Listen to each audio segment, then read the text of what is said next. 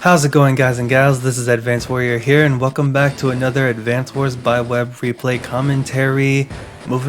Today's replay commentary is another Global League game that I had, and this one I really do want to showcase. I'm showcasing all my Global League games, so that's a little irrelevant. But something interesting kind of happens, if you want to call it that.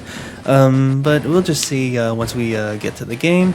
So let's first talk about the map. The map here is called Haiphong, and it is a very standard open fog map. You know, 2 bases, 1 airport actually, instead of the 2 base versus 1 base that you've usually seen a lot in some Global League games. A lot of roads and planes, a few show pools here. The bases are going to have to like loop around just a little bit. This one has to go through some forest tiles, but it's like relatively free after that. This base up here would have to go through some forest tiles to go to the bottom here. A lot of rivers that surround the map, like especially these corners. Like you're going to need infantry to get these cities, obviously. And these infantry can cross these rivers to like and mountains to get the airports or like other properties. So it's a pretty alright map. Very standard, I guess. Comm towers are semi-contested.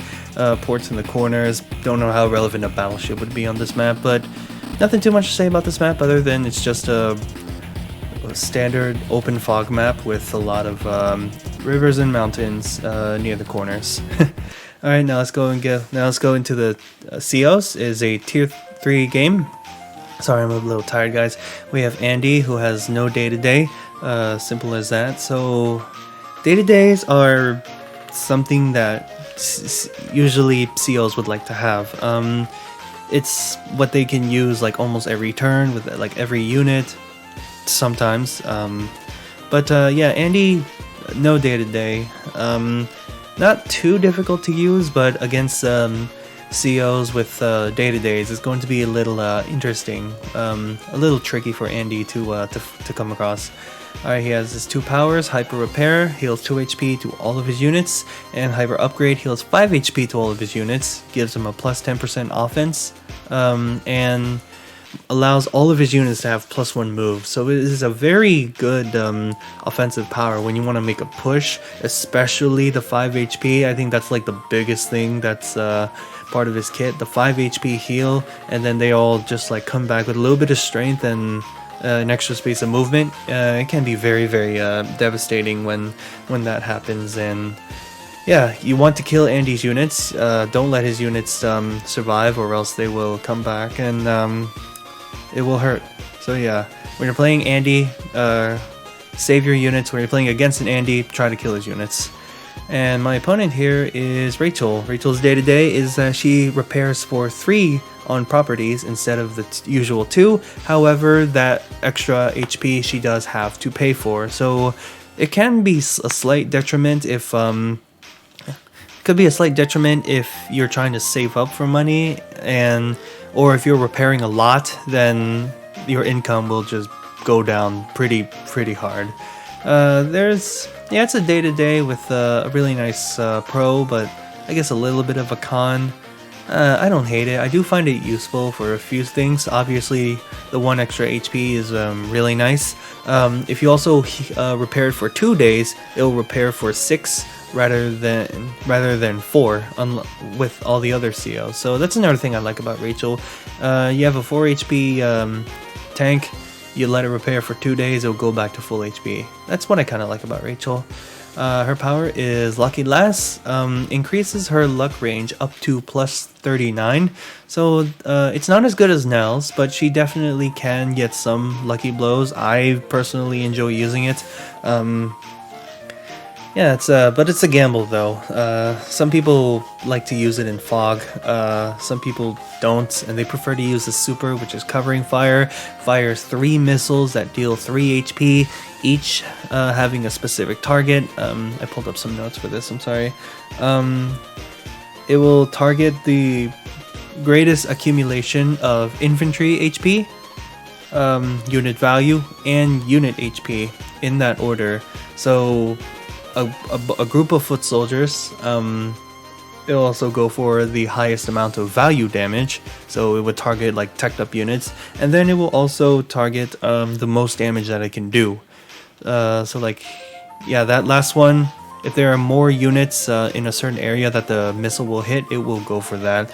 And this is an extremely scary power, especially in this context. Light base maps, slightly small map, that's where Rachel excels at.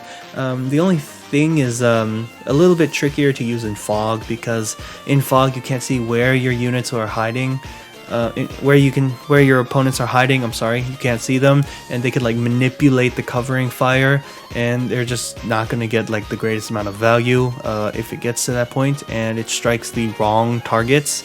In standard, it's a lot easier to work with, because you can see your opponent and you can see when you would want to maybe hold the covering fire or use it. It's best when you use it when they least expect it, but in a small light base map, Rachel definitely can excel at this kind of map.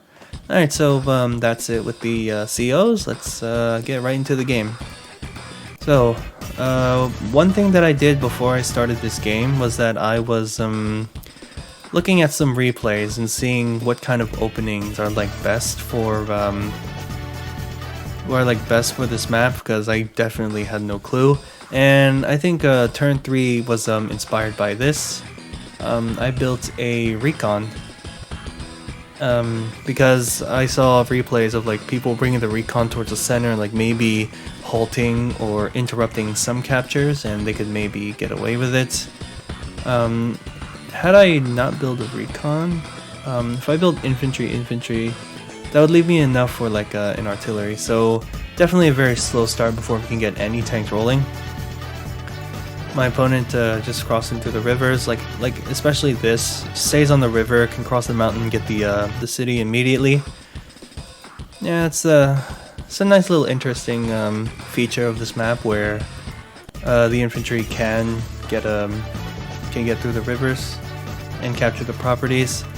And here's the problem with this opening that I had here. My opponent has enough to build a tank. If my recon runs into that tank, then it is going to be a little problematic for me. Assuming that my recon survives. And look at this, I am like a full turn behind, maybe 2 turns behind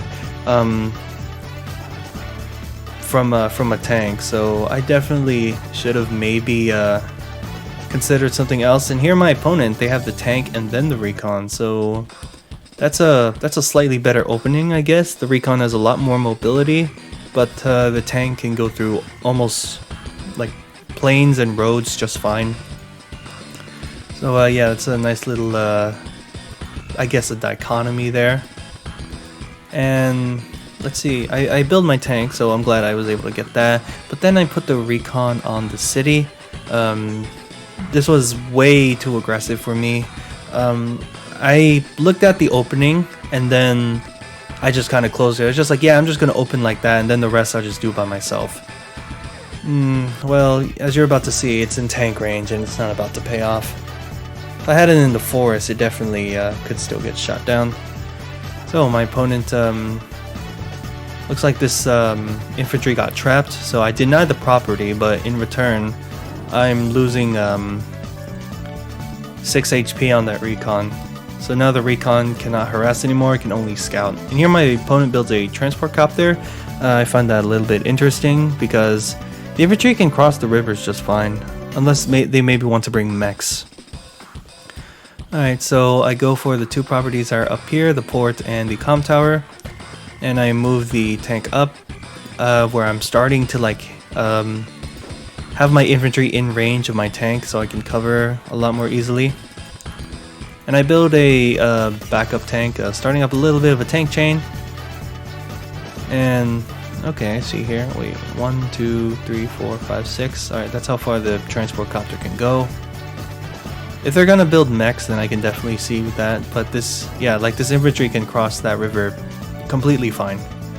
Recon moves up, doesn't spot mine, which is fortunate, and my opponent builds a tank and another recon.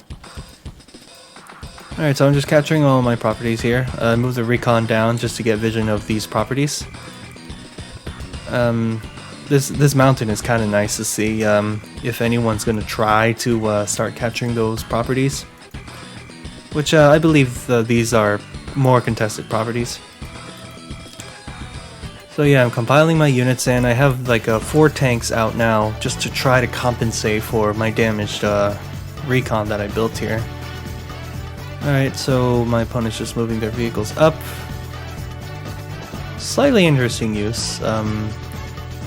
Moves it up and then moves it back and then transport it all the way up there. Definitely a very fast option. I do see some of the units starting to compile up there. Alright, day 9 for me. I moved my recon up here just to see what they would maybe try to get to. This is probably a bad move on my part. I kind of figured, well, I have some infantry up here. I might have forces like over here. See if my opponent might have forces on this side. But yeah, that recon is very likely dead.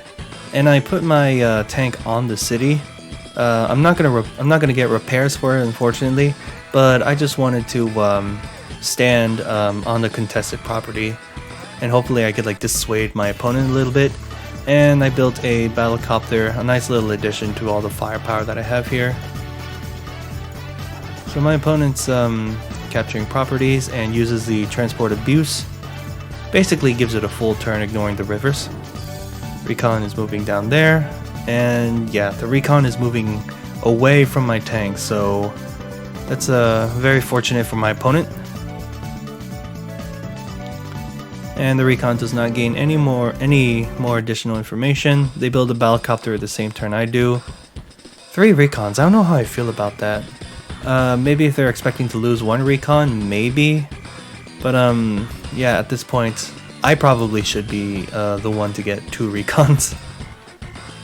Alright, so I go for an attack here, and I remember to cover the property that I'm attacking this time. Because if it was left like this, my opponent could get a very comfortable shot on this tank and sitting on the property. So I at least knew to try to get that. Didn't really see much over here, so I tried to go for the capture. And I get my and I capture this city, and the tank is actually in range to cover it, so that's pretty nice. Not in range to cover this one, unfortunately. Battlecopter is moving up, and I have artillery, and I'm like maybe trying to start ball up a little bit, take advantage of the usefulness of artillery. Day 10 for my opponent. Man, my opponent really has a better capture game, and they're already on this one, which is very scary. And my opponent gets the first strike there, and they interrupt this capture, sacrificing that infantry. And then this tank is able to attack from the property. So this was a little bit aggressive of me. Putting an infantry on the property was definitely not secured enough. Like I only killed a I'm trying to think. I'm sorry. I only killed an infantry. I didn't kill anything more valuable. So I see why this wasn't the best thing to do. And apparently at this point in the game it's a little bit of an overextension, because if we were to, I guess, where would we divide this map? Maybe something like this, or maybe it's not as straight, maybe it's like back up like this. Yeah, these units over here, I can see them a little bit closer towards the base. I do have a lot of units close by. Let's just hope. Let's see what I can do.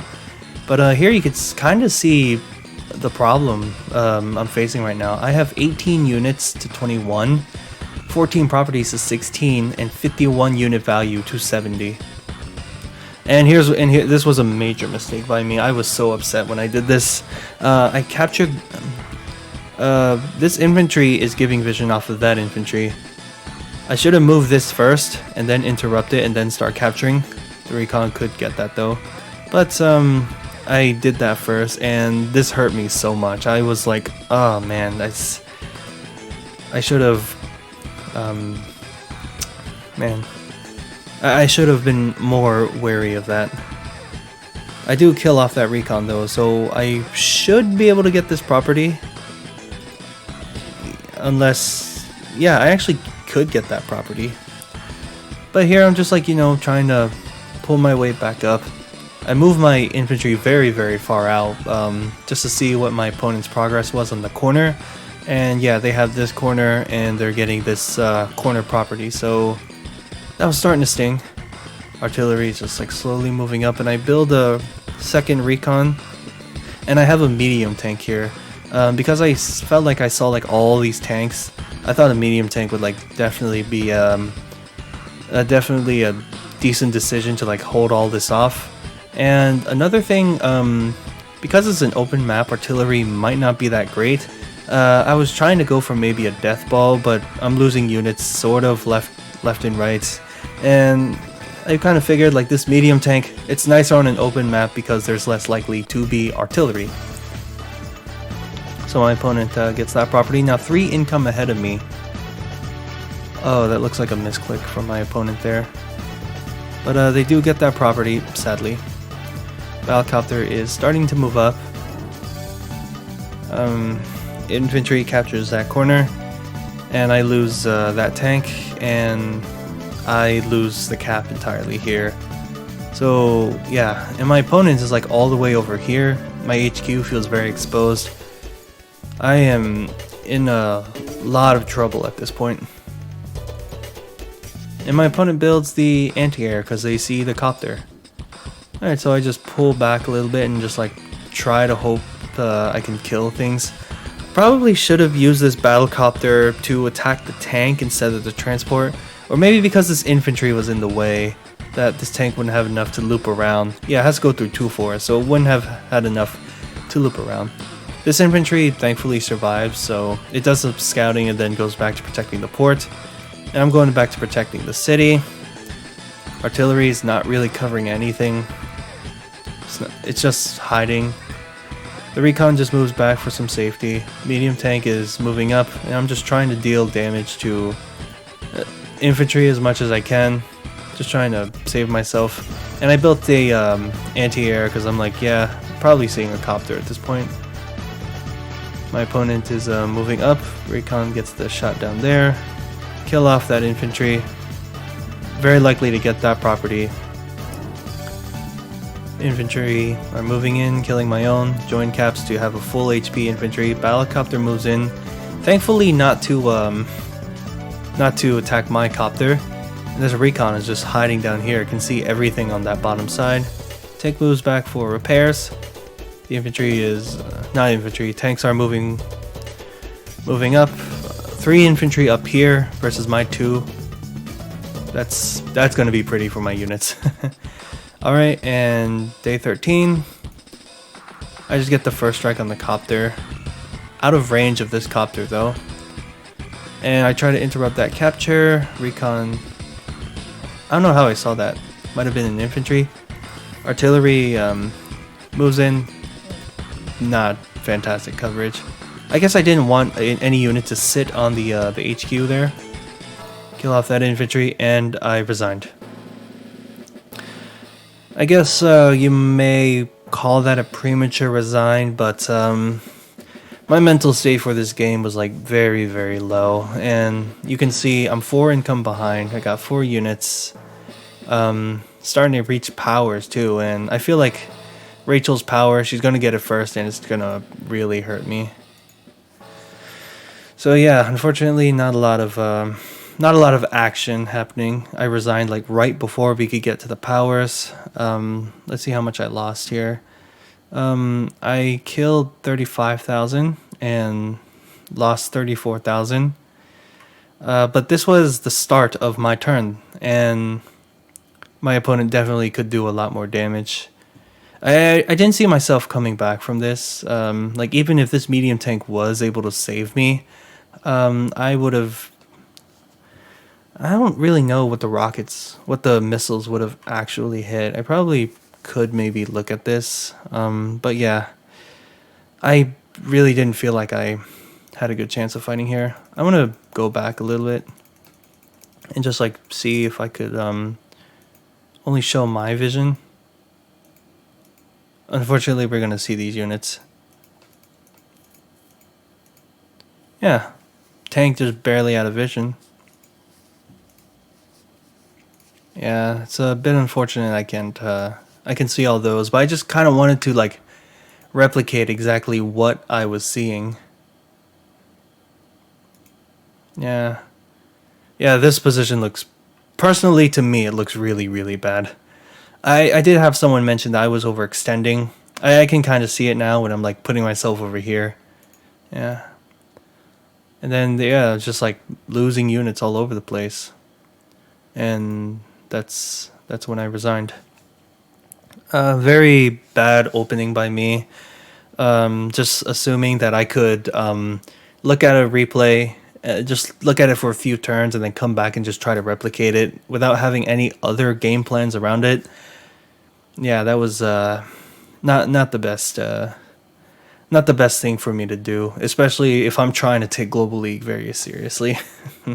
Yeah, it's very early resigned. Again, sorry if couldn't get much action throughout this game, but that was kind of just my state. Wasn't very tenacious to even like stick around any longer, and I chose to resign at this very spot here. Alright guys and gals, so this is the move planner. Did a couple extra turns, like assuming that I didn't resign and I just continued to play the game, this is what it would probably look like.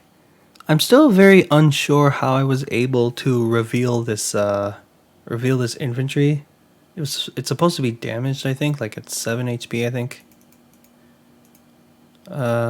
Probably would have done this, something along the lines like that. Would have left these here to just try to defend.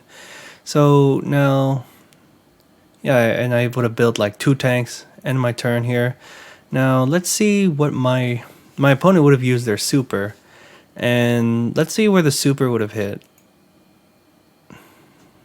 Okay, so it would have dealt 6 damage to actually maybe I should have just realized that the super would have been on, but I think, yeah, like I said, my mentality wasn't that good and I kind of felt like resigning anyways.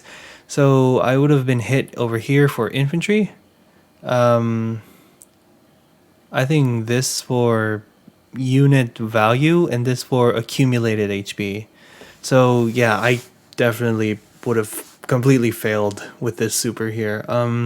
Medium tank would have been down to like 4 HP and virtually kind of useless. Actually, no, I have hyper upgrade, yeah. But yeah, I kind of felt like,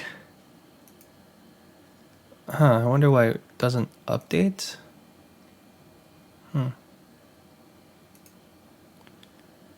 Unfortunately, it wouldn't show this, but yeah.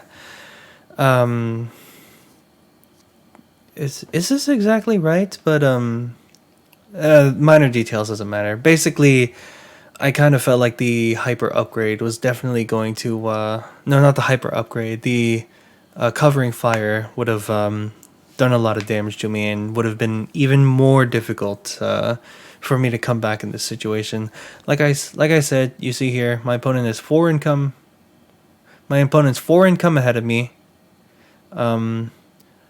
Obviously going to be continuously ahead in unit count and unit value because they're just going to keep building units, and it would have been a very dominant fight for my opponent. Like they could get this property, they might get this property, they could probably get this one. Yeah, it was just a very bad opening on my end, and I definitely should have played a lot more differently. And that's costed me my Global League game there.